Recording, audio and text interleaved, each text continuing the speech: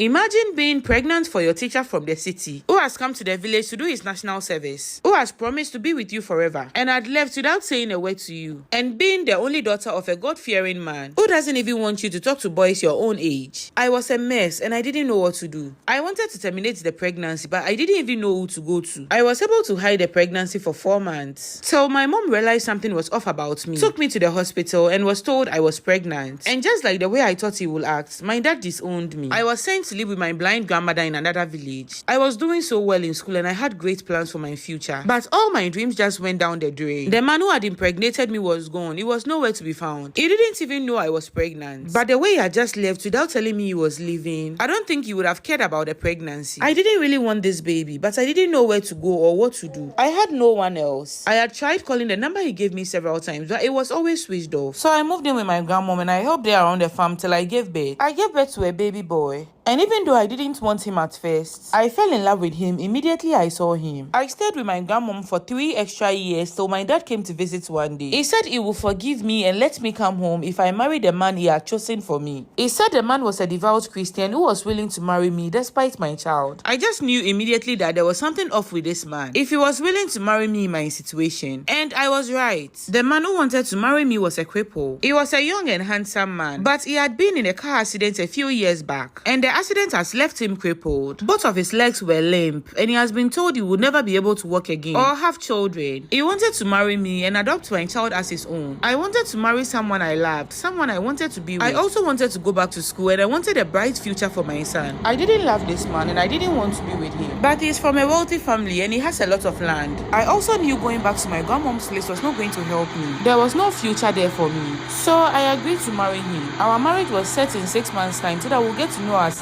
better. And during this period, I realized that this man was crazy about me. He was willing to do anything to make me happy. He treated my son like he was his. I have nothing bad to say about him really. My only problem is that I'm so not in love with him, and I don't know if I ever will. He has agreed to help me go back to school. He is a good man, but the truth is the only reason why I'm getting married to him is because of the benefits I will gain from him. He has already told me he's in love with me, and I don't feel the same way. My father has refused to help me.